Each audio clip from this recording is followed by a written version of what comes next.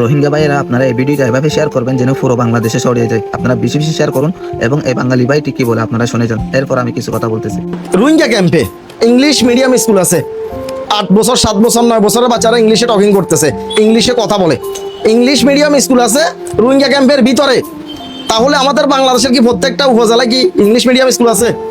একবার চিন্তা করে দেখেন। আমাদের ছেলেগুলা মূর্খ হচ্ছে আর ওদের ছেলেগুলা ইংলিশ মিডিয়ামে লেখাপড়া করে বিশ্বের সাথে তাল মিলাচ্ছে।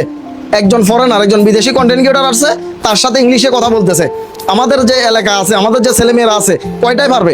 8-9 বছরের বাচ্চা কয়টা ইংলিশে টকিং করতে পারবে? একবার চিন্তা করে দেখেন।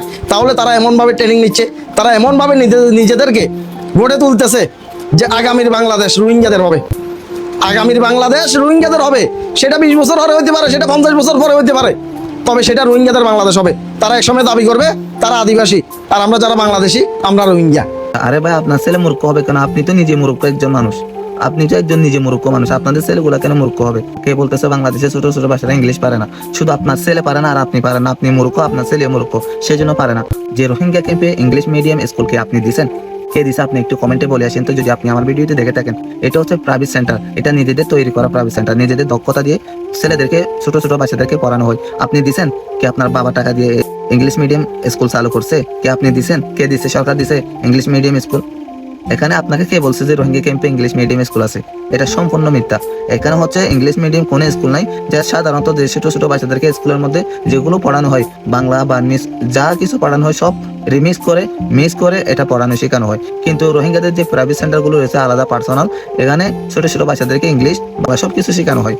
এটা হচ্ছে আলাদা প্রাইভেট সেন্টার। যাদের দুঃখ কেউ বুঝতেছে না, পুরো জাতি বুঝতেছে না, পুরো ওয়ার্ল্ডে বুঝতেছে না, তারা শুধু লেখাপড়া করতেছে পুরো জাতিকে যেন কষ্ট করে শেয়ার করা যায়। তারা কষ্ট করে লেখাপড়া করতেছে ইংলিশে কথা বলার জন্য, যে আমাদের হয়ে কেউ লড়াই করতেছে না, আমাদের হয়ে কেউ প্রতিবাদ করতেছে না। তাই আমরা ছোট ছোট সেদেরকে লেখাপড়া করার কারণ প্রতিবাদ করার জন্য, ভবিষ্যতে যেন তারা পুরো ওয়ার্ল্ডে কথা বলতে পারে যে আমাদের কষ্ট নেই, আমাদের স্বাধীনতা নেই। তাই ভাই, আপনি একজন বাঙালি হয়ে বাংলাদেশের খবর রাখেন না? পুরো বাংলাদেশের সব জায়গাতে ছোট ছোট ছেলে মেয়েরা ইংলিশে কথা বলতে পারে, আপনি তো পুরো বাংলাদেশটাই চিনেন না আপনি।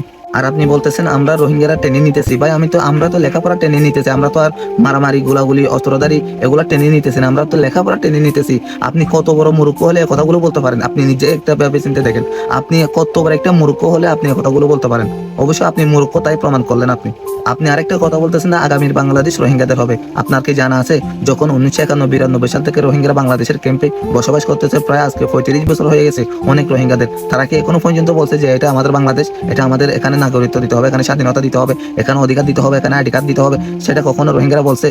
আপনি তো মূর্খ বারবার পরিচয় দিয়েছে, আপনার প্রত্যেকটা কথাতে মূর্খ দেখা যায়। মূর্খ ভাষা বলেন কেন আপনি? 2017 সালে যারা আছে মায়ানমার থেকে, তাদের 9 বছর প্লাস হয়ে গেছে, কিন্তু আমরা যে এখানে বাংলাদেশে অনেক বছর ধরে রিফিউজিরা বসবাস করতেছে, প্রায় 35 বছর ধরে বসবাস করতেছে আজকে বাংলাদেশে, তারা তো কখনো বলেনি যে এখানে আমাদের বাংলাদেশ, আজকে বাংলাদেশ আমাদের বাংলাদেশ, এটা তো কখনো বলেনি। আপনি এখানে শুধু শুধু ভাইরাল হওয়ার জন্য, ভিউজ নেওয়ার জন্য, একটু আপনার পেজ বড় করার জন্য আপনি এভাবে রোহিঙ্গাদের দোষ দিয়ে কথা বলতেছেন।